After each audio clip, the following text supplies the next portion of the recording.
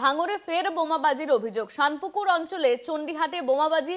ISF booth সভাপতি ইছা মোল্লার বাড়িতে বোমাবাজির অভিযোগ সামনে আসে। তৃণমূলের বিরুদ্ধে অভিযোগ, তদন্তে উত্তরকাশী থানার পুলিশ।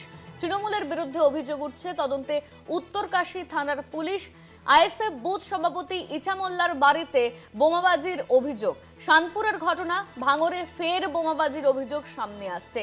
শানপুকুর অঞ্চলে চণ্ডীহাটে বোমাবাজি, আইএসএফ বুথ সভাপতি ইছা মোল্লার বাড়িতে বোমাবাজি। তৃণমূলের বিরুদ্ধে অভিযোগ উঠছে, তদন্তে উত্তরকাশী থানার পুলিশ। এই ঘটনায় তদন্ত করা হচ্ছে ইতিমধ্যেই উত্তরকাশী থানার পুলিশ। তারা তদন্ত করছে ভাঙড়ে ফের বোমাবাজির অভিযোগ।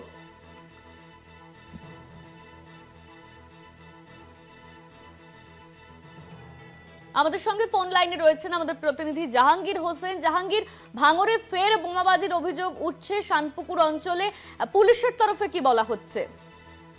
জানে কি আবারও বোমাবাজি করার অভিযোগ ভাঙড়ে শানপুকুর অঞ্চলের চণ্ডীহাটি এলাকায়। সেখানে আইএসএফ নেতার বাড়িতে, ওই অঞ্চলের বুথ সভাপতির বাড়িতেই, তার বাড়িতেই কিন্তু বোমাবাজি করার অভিযোগ। তৃণমূল দুষ্কৃতির বিরুদ্ধে অভিযোগ তুলছে আইএসএফ নেতৃত্বরা। যেটা জানাচ্ছে, গভীর রাতে শানপুকুর এলাকার চণ্ডীহাটে ইছা মোল্লা নামে এক আইএসএফ বুথ সভাপতি ছিল, তারই বাড়িতে কিন্তু একদল দুষ্কৃতীরা তারা বোমা মারে বলে অভিযোগ করছে তৃণমূলের বিরুদ্ধে।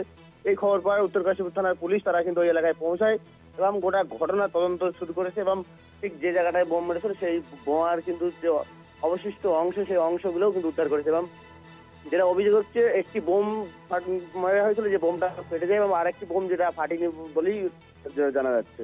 তবে গোটা ঘটনার তদন্ত শুরু করেছে উত্তরকাশীপুর থানার পুলিশ।